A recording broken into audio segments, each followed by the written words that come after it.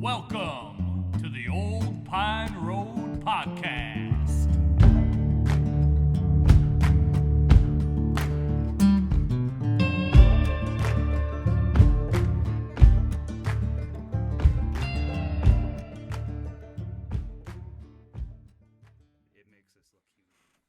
And with that, I'd like to welcome everybody to the Old Pine Road Podcast.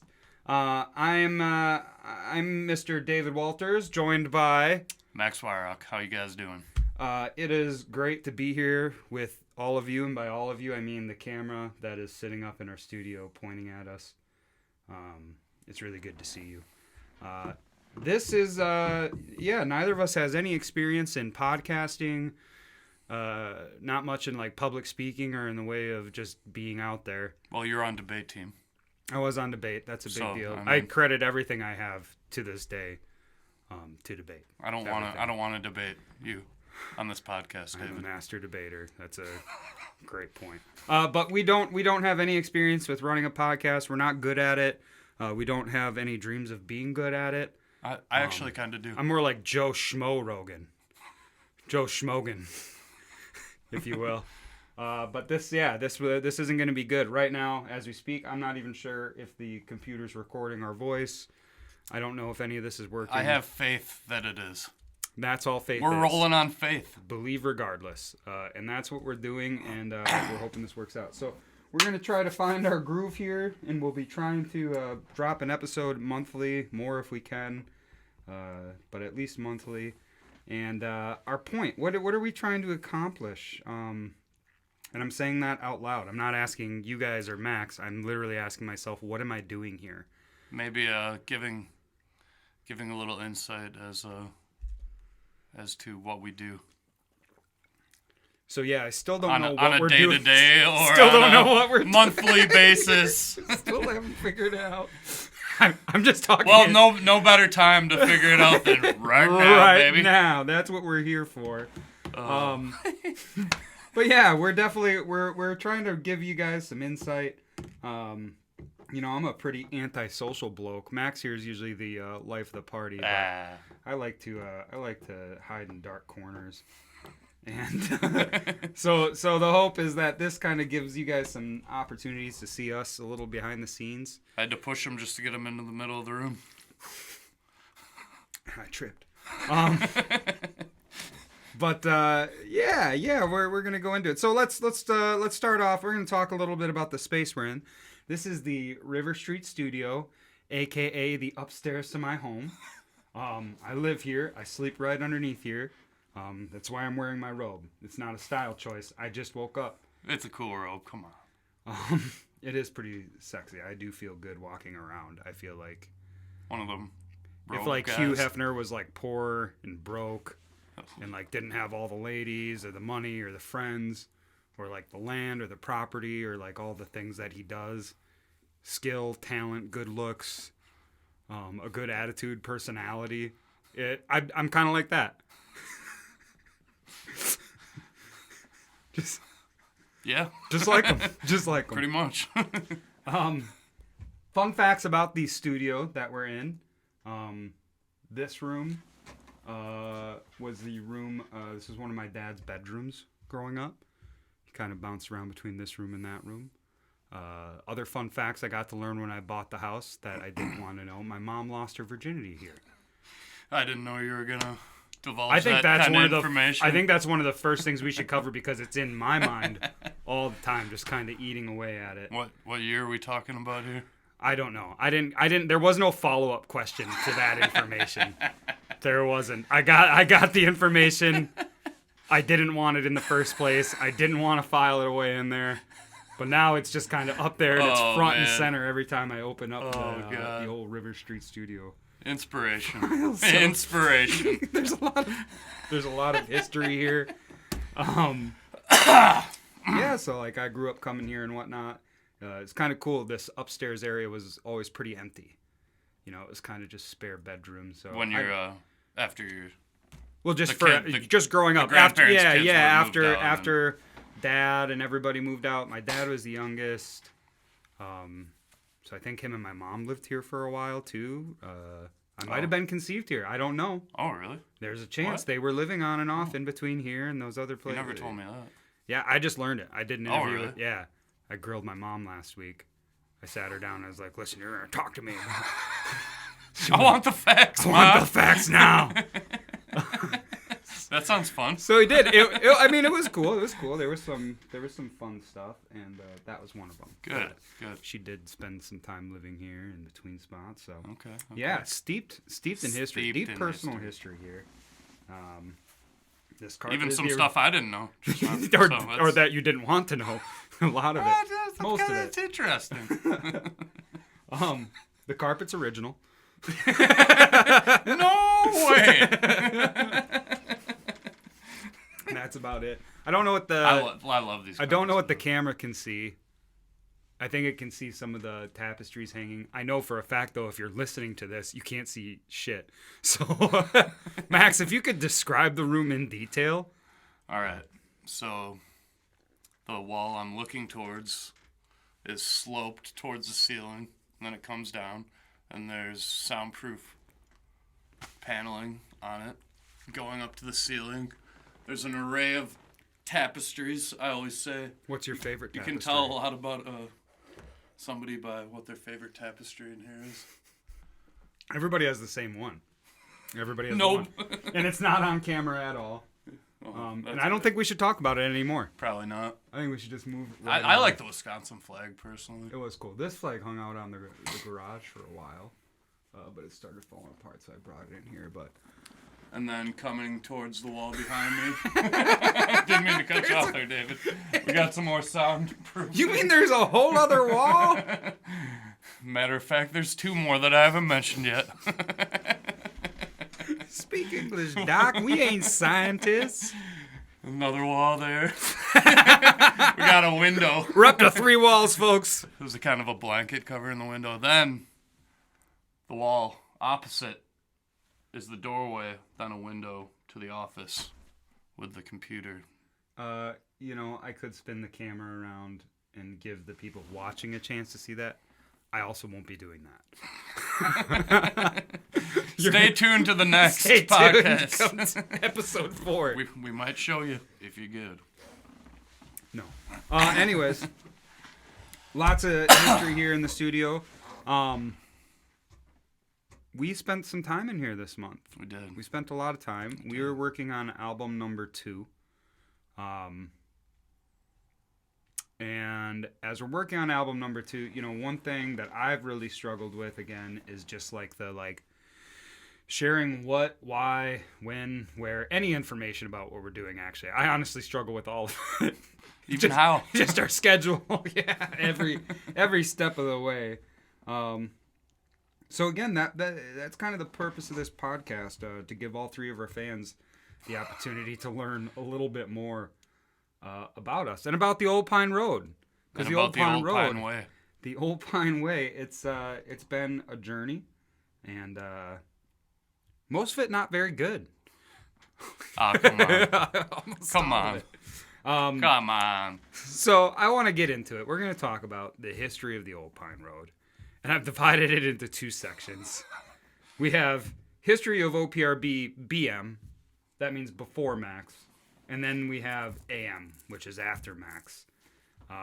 Max is to the Old Pine Road kind of like what the comet was to the dinosaurs. It changed everything. it made everything different. Highly chaotic, destructive period. But the cockroaches survived. But the cockroaches survived. Thrived. Matter of fact, they did great. Matter of fact, life's been good for them High off cockroaches. the hog. Yeah. That's great. I actually wrote down my mom lost her virginity here.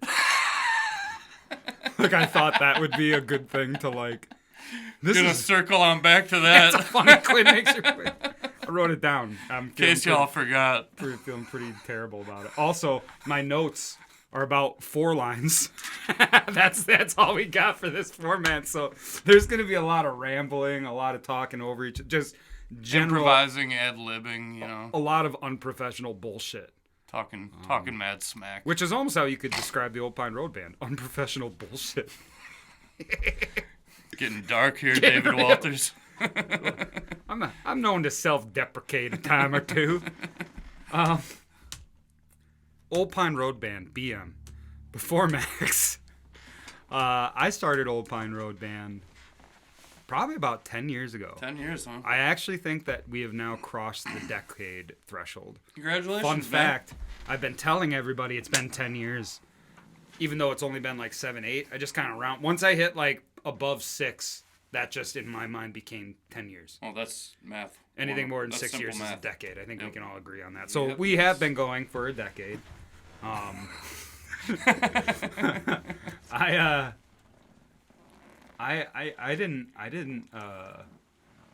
don't think I ever saw music as a career at any point in my life, and still don't really.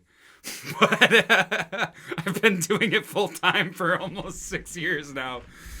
So I think I'm gonna have to jump on the train. Better get used to it. I think at some point I'm gonna have to acknowledge that it is my career. When are you thinking about doing that? Next episode.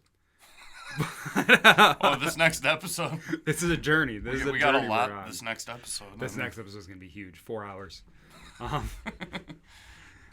But yeah, I never saw it as a way to like make a living, so I don't think I ever put effort into it or really thought it was gonna be anything. I kind of was just resigned to like working at Shopko for $7.50 an hour for my That being said, douchebag manager. That being said, you have put a lot into it. Yeah. I can shit on knocking my yourself. past You're and knocking still be yourself. grateful and yeah. But that's where I was. I was working for Jeremy at Shopko, and I just want to take a second here and bring up Jeremy at Shopko. You fucking worthless piece of shit. I hate your guts. I got hired at Shopko for minimum wage, $7.25. I dropped out of high school. I was living in my buddy's 1-bedroom apartment. So he had the living room, I had the bedroom, and we split it. And that place was gross, man. It was nasty. And I worked at Shopko for 3 months at $7.25. I came in and was like all excited for my 3-month review. Like, oh, I'm finally gonna get a raise. And then Jeremy, I'm telling you, this guy was just a sack of human shit with a buzz cut. I can smell him. You've never met him before, and you know what he looks like. I know that. Yeah. He sat across from me and told me that I wasn't gonna get my 25-cent an hour raise after like 3 months of just Perfect. Oh no, not perfect. I'm not saying I was making $7.25 an hour. I was late my first day, but I'm saying I improved, Yeah. and I was certainly worth more than $7.25. I thought so. Jeremy didn't think so, that was kind of my signal of like, okay, like if you're just a bum like I was, and you're gonna work for people in a retail setting, that line of work is really just kind of about milking those people below you. Like I did the manager training at a store that rhymes with Schmenards, and I remember that was what the bulk of it was just like, how to dangle the carrot for your lower coworkers. And Well, look at Shopko now. You won. Booming. You won. Who's the last man standing now? I'm not giving background on that to shit on Menards or Shopko, although I do really enjoy that, in shitting on my former employers and employee, whatever. But I was in a position where like that's what I was doing, and that's what I was gonna do foreseeably, like, forever. And then I got fired from Menards. Maybe we won't dive into that, but we'll go into that in another next episode. I got fired. And after that, I ended up working. I got hired for, I think, $7.50 an hour at the local music store, really bumping up my self-worth and value there. But what that did for me... But at least you were working with music. I was working with something that I loved, and then I realized I would rather, I'd rather fail at something I love than succeed at this stuff that I really hated, which was just retail and all the other stuff besides music. So that's when I made the decision to start pursuing music more seriously. Don't you think if it wouldn't have been music, it would have eventually probably you'd have want to do something else? I don't think made so you more because money, wouldn't you have? I when I was at Menards, like I really like Schmenards. I really did kind of subscribe to the like, okay, like this is where you're at. Show up every day, bust your butt, work your butt off, and climb the ranks. And I did go from part time to full time, and then I had to work overnights for a month. I just became, when you just become everybody else, the manager's bitch. When you're like a full time employee at these places, you're just like your manager's bitch, and 90% of the time the manager's just not doing shit. And if any of them are watching this, I still fucking hate you. But anyways, I came to realize like that's what it was going to be. It was going to be like grinding, and maybe if I got lucky, I would eventually get into a position where like I could make a living off of it. But that living, I mean, would really be not living, in my opinion. Yeah. Making money, not living. Yeah. And so that was when I decided to start doing music.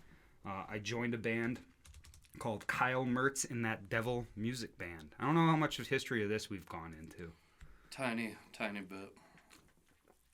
It was my first like paying band. I'd been in a bunch of bands up to that point. I think every kid who plays guitar probably goes through 5-6 bands. Yeah. And I had been through 5-6 bands before I got my first paying gig. And sometimes it did pay. Took me a second. Sometimes. But then I got fired from that. That was How come? If you don't mind me asking. I think the issue was they were a straight country band, like a top 40 country band. Like, doing like the Jason Aldean and that stuff, which I'm not, knocking, but it wasn't my cup of tea. But they wanted like a level of perfectionism. Like they wanted the solos to be just like the album was. Oh. Meanwhile, like I was lucky to make $50 a show. Yeah. I'm practicing once a week on top of that. We never practiced. This band had a weekly practice we all had to be at.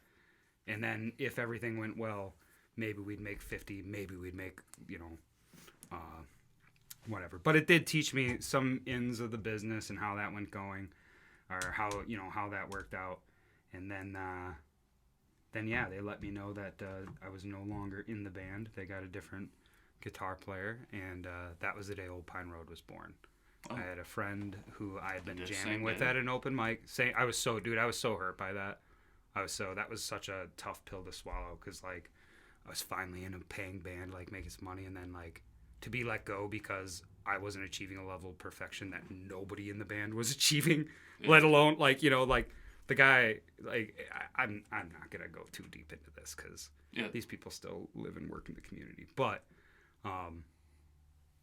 the people I was working for at the time expected a level of perfection of me none of them were capable of achieving themselves.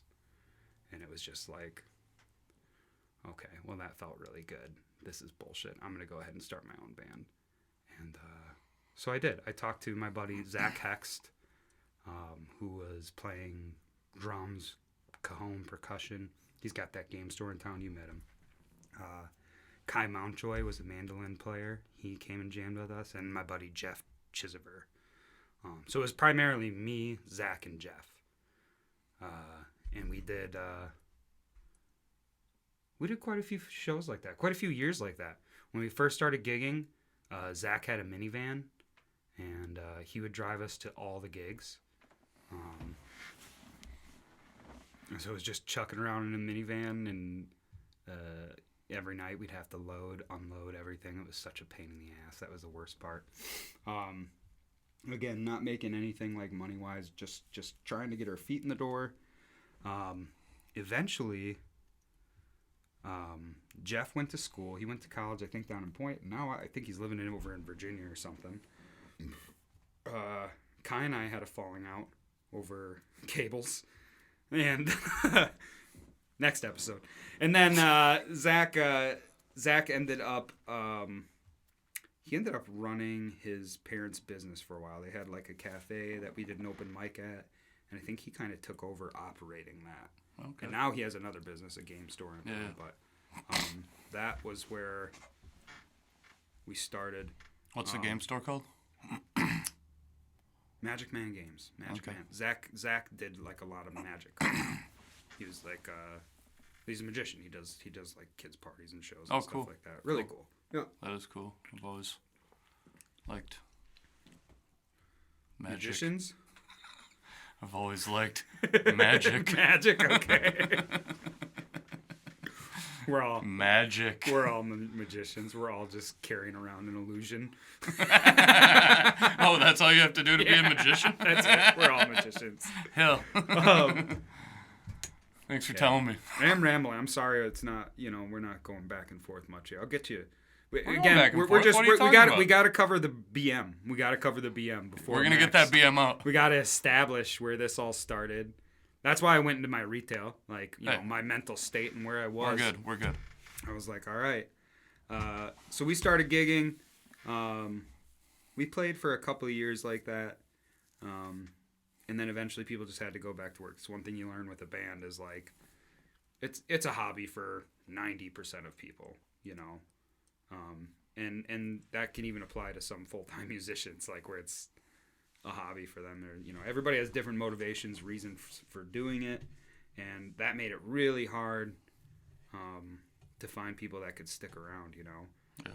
So we did. We had some bouncing around. After Zach went over to take care of his parents' business, my buddy Scott LaRock. Scott's mom worked at a bar called the Pea Patch Motel and Saloon. They're going to come up on this podcast all the time, I'm sure. Scott's mom worked there, and when Scott was probably about 15 years old, he started showing up at like open mics. He'd come to our shows and like sit in with us sometimes and just jam. So we'd have our drummer on a drum kit and a cajon player. Oh, okay. And then when Zach had to step away, Scott stepped up and took over that full-time drumming role. So for probably like 3, maybe even 4 years, maybe not that long. I'm really bad with time. Under a decade. Well under a decade. Well under a decade. Okay, yeah. Scott and I, Pinpoint that. Scott and I, we were the Old Pine Road band. Just you guys. Just us two. Were you looping? Every now and then Jeff, if Were he you came. looping? No, Anything? not at that time. Nothing at all. No, it was very Okay. much, in my set was a lot of like. Was it acoustic guitar? It was acoustic. What It was kinda- a lot of like Brown Eyed Girl. What kind of get fiddle did you have back then?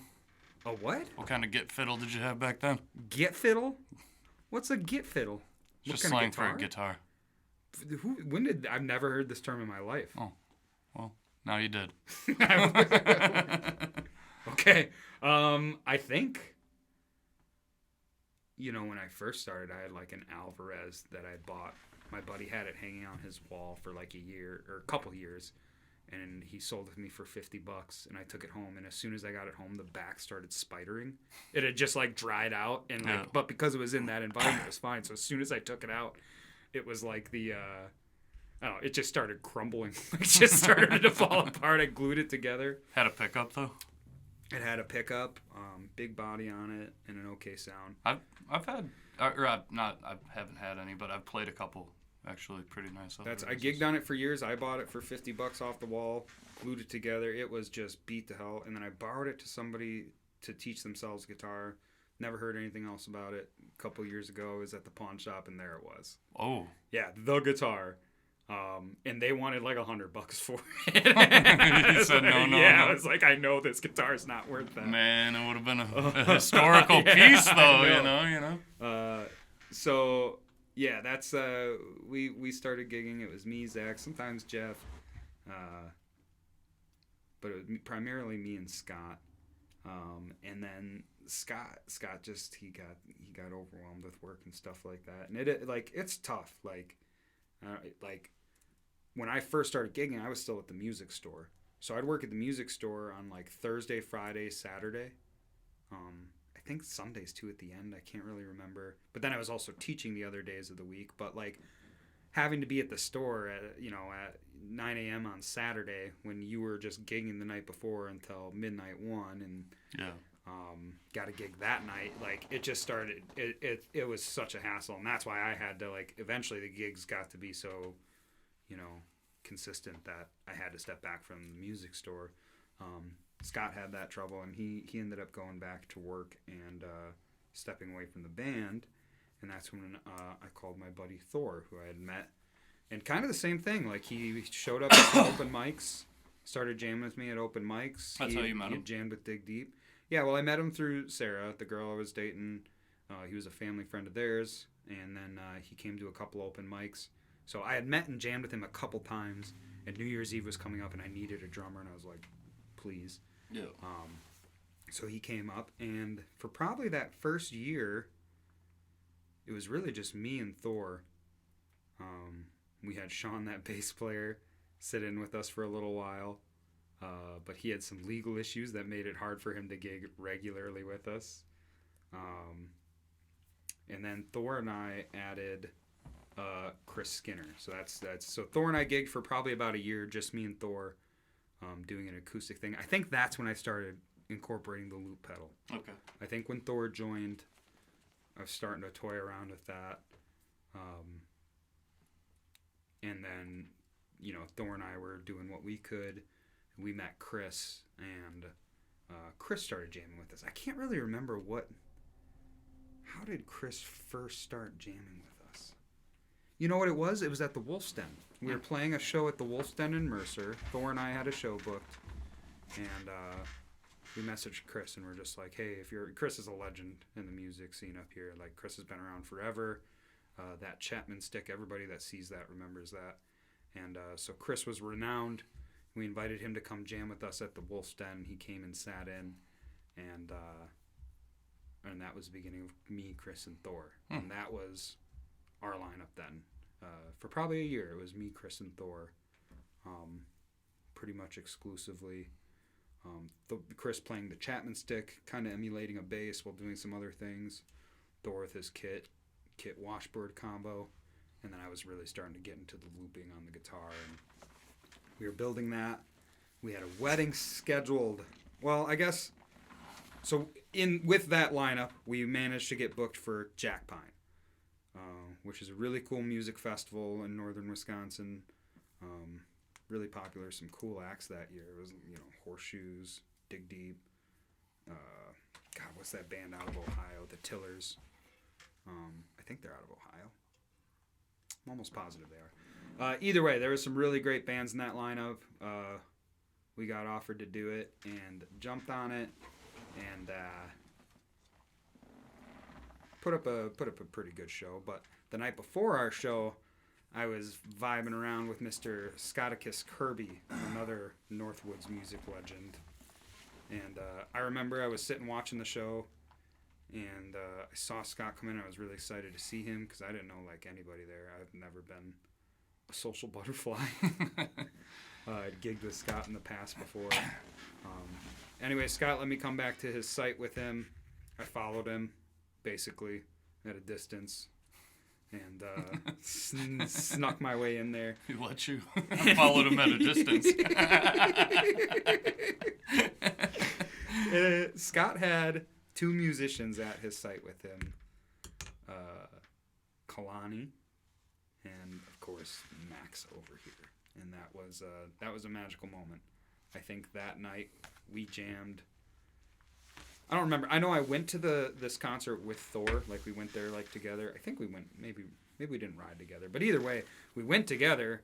But before the final set, Thor disappeared, and I just didn't see him the rest. That of the happens at Jack Pine. Sometimes your friends just disappear, and you don't see them for days. You won't see him for a while. But I remember that night. I walked back to the tent at 5 in the morning, and Thor was assuming I was asleep or whatever, but he wandered in right around the same time. And, so you guys what's both up, bud? had, We were both like, hey, we found each other. Had a little long night. A little Sam and Frodo moment.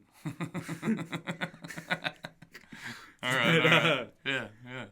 But yeah, then we met there. A month or two goes by, and we have a show down in Cadott? Was it Cadott? It was at a wedding. It was somebody's wedding. I thought it was Cadott. You're probably right. Somewhere in that neighborhood. Somebody's wedding, somewhere in that area. I'm on my way down to the wedding, and I get a call from Chris that he's not going to make it to the show. So now we're going to a wedding, which is, that's a big deal. It's not like your Gotta weekly put on the bar Ritz. gig. You gotta put on the Yeah, Ritz. and we're going now with one less member. I called Max out of the blue and was like, will you come do the show? And he said yes. And we got there. Thor and I set up our stuff. And then I'm walking around just kind of doing my thing, sneaking a smoke or whatever. And some dude walks up to me. You must be David, huh? Like, didn't know who he was. And it was Max's friend Johnny, who Max brought along. And I didn't see you because you had already gotten in line for the food. Oh. you got there and the first thing you did was you went and got in line to eat. They told me to. It was great food. Remember they had like Tacos. it was like wasn't that taco bowls or Yeah. like They had a variety of different ways Yeah. to eat taco fillings. that was a pretty cool. Yeah. That's a pretty cool taco bar. Go with tacos, you Yeah, know. you can't go wrong. Can't go Tacos wrong. and weddings, that seems right to me. If I'm a bride, I don't think I'd touch a taco or go anywhere near anybody with their taco fingers. That's but- never gonna happen to you, so you're never gonna have Never to say worry about never. It's 2023, almost that. 2024. Okay. You can dress however you want. Anyways, we jammed together that gig, and have been thick as thieves ever since. I think that kind of sums up pre-Max Old Pine Road Band. Oof. You know what? It sums up pre-gigging Old Pine Road Band. Recording, I think I started that process before we met the first album. Okay. Yeah. Just in the Yeah, started in the apartment. in the apartment, the old. I had an apartment in the The middle old of town. Pine Artment. And I got like just a real cheap like interface, like one of those solo ones, and started putting together what became Laying Roots. I think the first song that I started recording was Paper Hands, which is funny because Paper Hands is probably the furthest from what our sound Yeah. has ultimately become, because it was just like a blues song or blues funk, Well, whatever. yeah. But that's where I started recording and figuring that out. And that first album, I did most of the parts myself. Thor did all the percussion on it over the course of like 2 summers.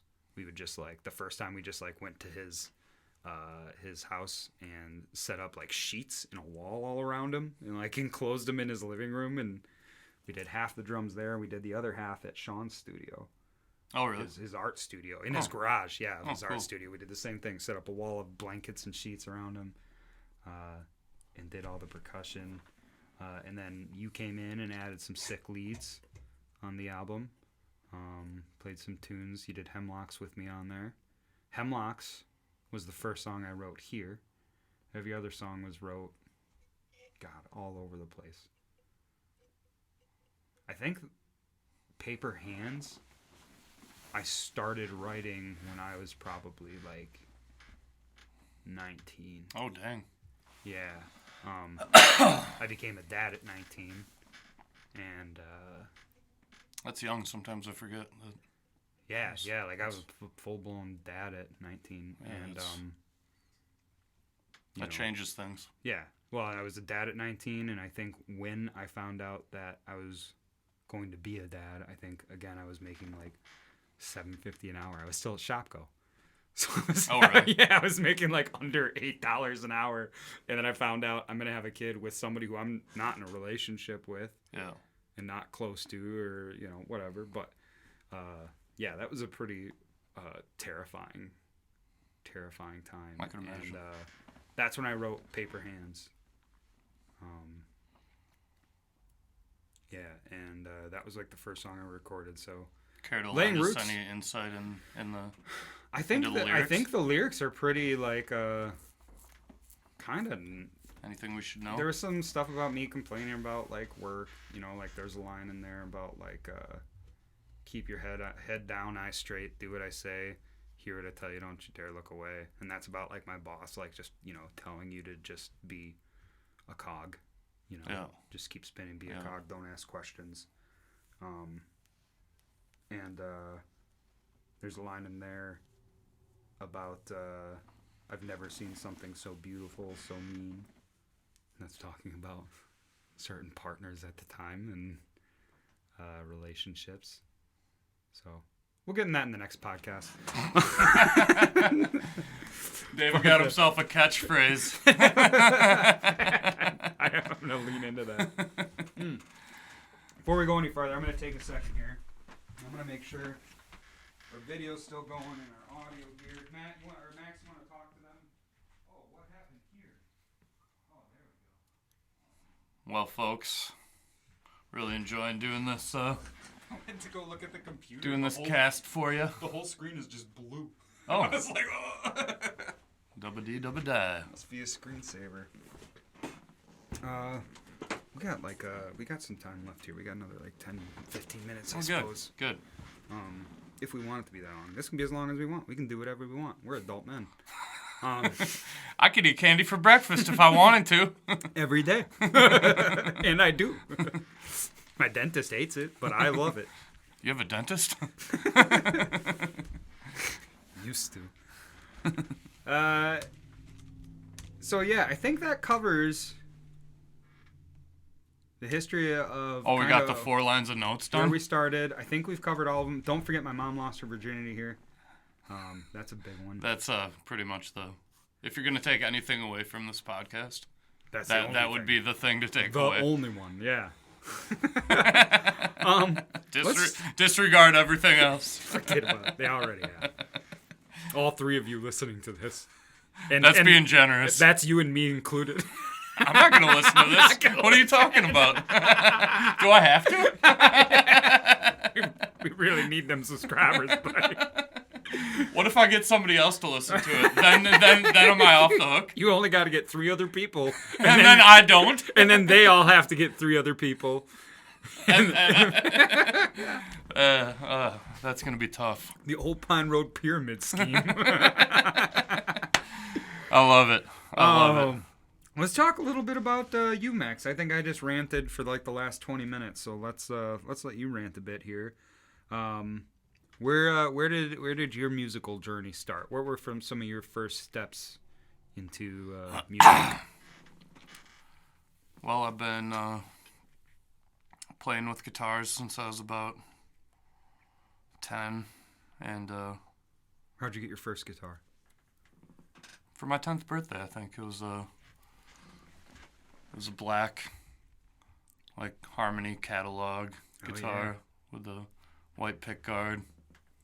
The frets were super sharp. On the edges, they always stick out. And Yeah. get a few good slices in there. Took some lessons, and they wanted me to play acoustic in the lessons, but I was a little more interested in electric at the time. Rocking out. Yeah. Were you starting like the Zeppelin? No, not really. I was more into punk at the time. Okay. Yeah. Liked Green Day a lot, and then I moved on to like harder stuff, harder punk. Like the Ramones. Well, I like the Ramones, but more like the Dead Kennedys, Misfits, Awesome. Black Flag, like harder stuff. Mother. Yeah, Sweet. that's Danzig. Yeah, a little later. Good stuff. Is it Danzig? That's not a his Misfits? solo stuff. Oh, no kidding. Yeah.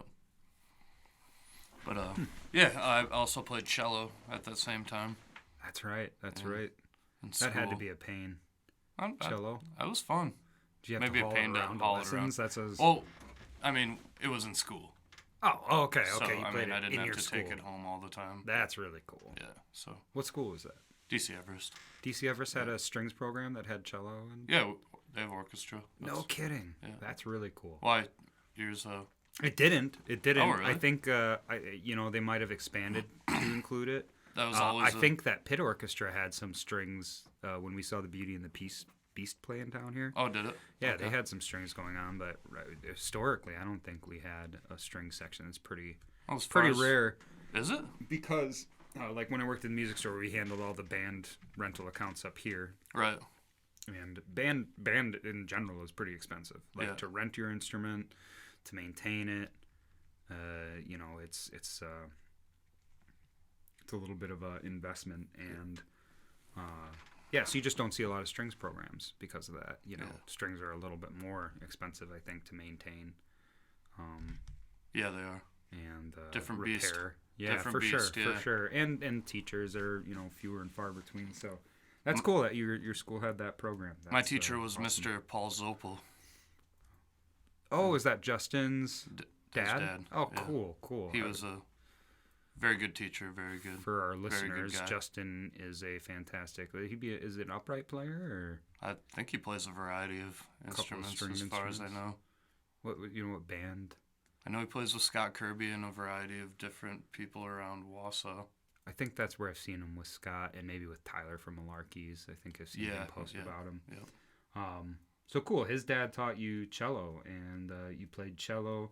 You were into punk on the guitar.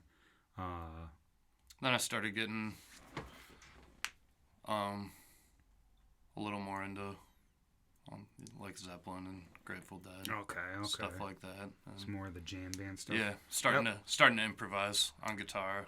I think that was like a turning point for me. Was like just being introduced to Zeppelin. Yeah. I can remember that clearly. My cousin was living here in this room. Introducing you to Yeah, Zeppelin. and she had a bunch of burned CDs that she had, and Nice. Zeppelin, Sabbath. Up to that point, I'd been listening to Pink Floyd and whatnot, so I was into some good music, but Yeah. she expanded that, and so I just remember Zeppelin was like, oh shit. Remember a friend of mine gave me a record album I still love, Led Zeppelin 4, and I was Is that the one with the spinning faces? and that's the one with the guy carrying the bundle of sticks on it. Oh, okay. I was like reading The Hobbit at the time, just like getting really into it, Sweet. It was good times. And then, yeah, when me and my friends were just like improvising, playing like a bunch of fuzz, and, like Starting to heavy, kind of like slow melodic stuff, and just jamming. Oh, that's I was cool. playing drums, bass, and guitar. And then eventually, sometime around that time, fiddled with mandolins in like music stores and stuff. Were you starting to listen a little bit to bluegrass and folk music? Yeah, actually I was listening to Old and in the Way a little bit, which was a bluegrass band Jerry Garcia was in for a while. And then Yonder Mountain String Band, jam, grass kind of stuff. Yeah. And fiddling with a mandolin once in a while in a music store. And then my dad got me one when I was probably 17 or 18, something like that. Okay, so Little on the Washburn. verge of finishing school, Yeah, and he got you a Washburn mandolin. Do you remember, was it birthday, Christmas, or just... one of those. Okay. Probably Christmas, I think, honestly. Oh, cool. And, yeah, by that time, I was still playing some electric, but all my friends had acoustics too, so just carrying an acoustic everywhere we went. And It's wild, Washburn guitars and some of those cheaper guitar brands will maybe get a little flack on, I still get flack for playing a Breedlove, as, Only by me. as much as I do. Yeah, looking at you over there. But No, dude, But those, I started on an Oscar Schmidt by Washburn, because it was affordable. dude, I've had a really nice Washburn guitar before too. That's it's wild. Two of It's them. wild to think how many people's musical everything probably started with a Washburn guitar Yep. or the old Sears catalog guitars. You remember? Oh, you yeah, wouldn't yeah. we wouldn't remember those, Well, I mean, but I brought up my first guitar being like a Harmony. That's like a catalog. catalog guitar. That's a catalog Okay, guitar, yeah, man. yeah. Yeah. That's those even just those cheap guitars you find at the pawn shop and stuff. And I mean, the Sears guitars from back in the day, even like 50s, 40s, there's Harmonies back then. yeah. Yeah. So that name's been around for a while. But they used to make them in Chicago. Now they make them overseas. Yeah, now all those brands. It's weird because a lot of those brands are made in the same factory. Yeah. There's one factory that and a makes bunch it of for different brandings. yeah, and that factory has they have nets outside their windows because they literally have had so many employees Wait, jump out the the music windows. factories? Yeah, their guitar. I think it's. We're not liable for the things we say on here, a lot of what we're doing is. Hell, maybe it ain't even true. The thing is, it probably isn't. Like, I'm not citing sources. I don't have any.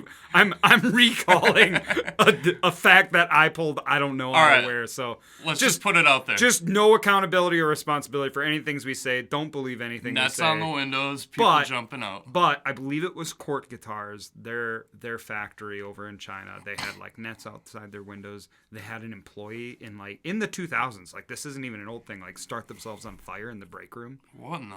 Yeah, like did like a like those Tibetan monks that Yeah. he did like a protest like that. And I bet some of that finish that they use on the guitars too soon. is pretty flammable. So maybe but, it was an accident. That's all I was trying to say. Oh no. No, he was protesting. He started himself in the break room. He wasn't out on the floor. They were just like sitting around having lunch, and then Joe over the corner is suddenly in a fiery inferno. It's not funny. It's sad. It's sad. I think conditions have improved there, but this was back in the day. But it is interesting that they make so many guitars and don't have the greatest track record. But so many of us would not be involved in music without them. So Gotta get your foot in the door, folks. give and take. Gotta understand where you came from to understand where you're going.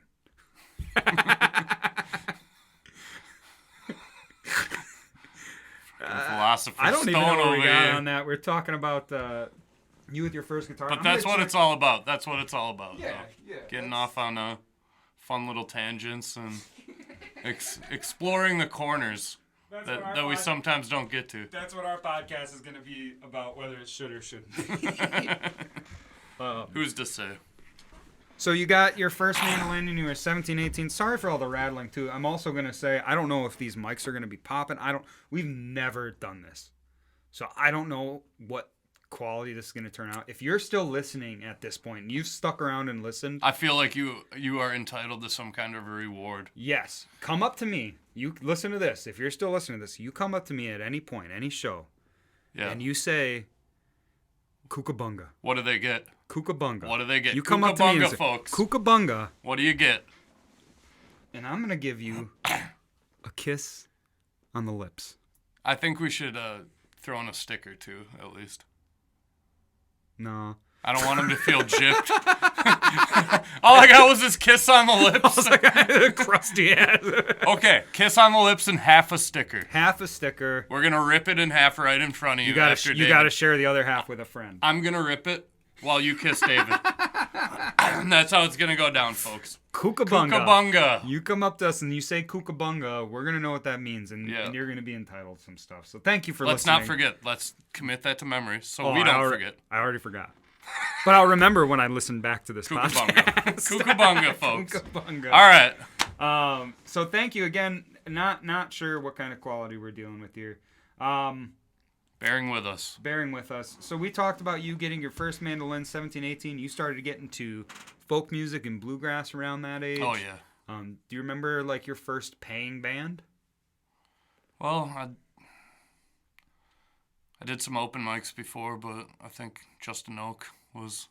Your first First paying gig? paying band. That was pre-shoestring? Oh yeah. Oh, no kidding. I didn't know that. Way before Shoestring. Wild. So how did that start? There's a couple guys jamming at a buddy's, and I had a mandolin, brought it over. Actually, a couple years before then, I wasn't really playing music. I took like a couple year break. I just wasn't really into it, and I kind of got back into it by playing some folk with those guys, and we did shows for a couple years, and then that kind of fizzled out, and I was playing with a couple other people doing like open mics and stuff, no real shows. One of my friends, Dano, I was playing with him quite a bit. He's not around anymore, but we miss you, Dano. And then eventually me and him were at an open mic, and then I met Jeremiah and Kalani there. Okay, We so formed- those two were jamming. Yeah, jammed with them for a little bit, and then we started playing shows together, like jumping around on names. We didn't really have a name. Do you remember any of those early names you jumped around from? I think one of them was like Magic Orchard or some shit like that. Thanks for making me like bring one of those back. Verb, noun. That's just But yeah, and then we were playing a couple shows around Wausau, and then eventually Jay moved to like Illinois or something, or Ohio maybe it was, or Iowa actually I think it was, for a while, and then me and Kalani were just playing together still and going to shows, playing outside shows, going to festivals, playing at festivals. Still weren't Shoestring at that point, or? No, but I think we came up with that name around one Jack Pine, and then Sarah Ludeman invited us to play at her festival at the time, the Yestival. And I don't know, we all kind of ended up hanging out. And The then- Shoestring name, though, where did that come from? Oh, it was just me and Kalani, riffing on names. expanding on the sounded cool. verb noun combination. Yeah, pretty much. That's Yeah. It's a cool for people that don't know. Shoestring Joe and the Star Thieves is Thief. Thief. Not plural. Is the band that Max came from before he joined the Old Pine Road. That was his. We weren't playing a whole heck of a lot when I did join, though. Yeah. They're playing more. They're still playing, still jamming around. Make sure you follow them. Sending a lot of love to Kalani, Jay, and Sarah. And, yeah, we got to get you guys in here for a River Street session one of these days when things aren't so chaotic. That'd be sweet. I'd like Yeah. that. I'd like that. I think after this winter, we're going to be caught up on a lot of our little, the second album will be done. That's been taking a lot of free time. Ain't no time free. Ain't no time is free. But, yeah, I really want to re-dive into the River Street sessions, do one with the our current lineup, Shoestring. I do know Troy Graham is going to be coming back. Ooh, He's going Troy. to be doing a session again this April. Good. I think I'm not sure if I talked to Jared Hubbard. Oh, Jared yeah, we got to Hubbard get him in Bedford. here. We've talked to him Come a couple on. times about Yeah, getting we him got to in get here. him in here. Can't talk. We have a couple of buddies, though, that I know have talked to me about coming in and doing some session work. So it's just been about That'll be good. finding some time. Will Young, he's a local guy who reached out about doing one. Okay. Got to get back to him. But those are a lot of fun. Looking forward to getting back to those. Love to get Shoestring here. We'd like it too. Well, that kind of gives you your history up to Shoestring and meeting Old Pine Road, right? Yeah. Oh, cool. We'll fill in the gaps. Next episode. We'll be circling. We're gonna be We'll fill tying in the some gaps. things. We'll fill in the gaps. I think we're gonna try to make another episode today if it's possible. I've got lessons here. I'm gonna teach for a bit, and then afterwards, I think we'll jump into this second episode a little bit. At least get it started, and go from there. So Maybe even a little music on the second one. yeah. The plan for this ultimately is to get a little bit better of a format. We'll get better at talking. Right now, we're just covering bases. I have 4 lines of notes. This is the introduction. This is Consider a it the learning- introduction. This is a learning process, and I think we've done a good job of I'm happy with it. have I might no be- idea- I might have be no idea biased. if this even recorded successfully. Like, computers off and Hey. we could just been talking to I'm ourselves. gonna say it did. I'm gonna be the good I cop. appreciate it. World needs ditch diggers too. But on this next episode, I would like to start. Okay. The next episode, we're gonna start to jump into branching out, which is the second Old Pine Road band album. First one, Laying Roots. Second one, Branching Out. The third one, I'm playing Close to the Chest. I'm not gonna tell anybody. You can pry it from my cold, dead fingers. He doesn't even know himself. Genuinely. if anybody else knows, please don't. Just kidding, guys. He does. Kookabunga. Kukabunga. Don't forget. The third album is gonna be Kookabunga. So actually, there's 2 things you should be taking away from this podcast. 2 things too many.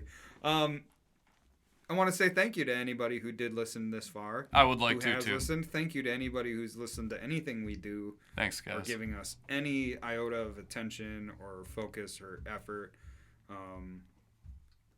It has made this room a possibility. The ability to buy my grandpa's house and put this studio in here and have my friend over to just rant about whatever. It's possible because of you guys, and I'm really grateful for it. So if you're one of those folks and you're sitting here listening, thank you very much. We're going to hit the dusty trails here and make sure this one worked out. And if it did, we'll get to work on the second one in a bit, and hopefully we'll have a couple episodes. But stay tuned. Like and subscribe if that's an option. Thanks, y'all. God bless. Love you guys. And that's the Old Pine Way. That's the Old Pine Way.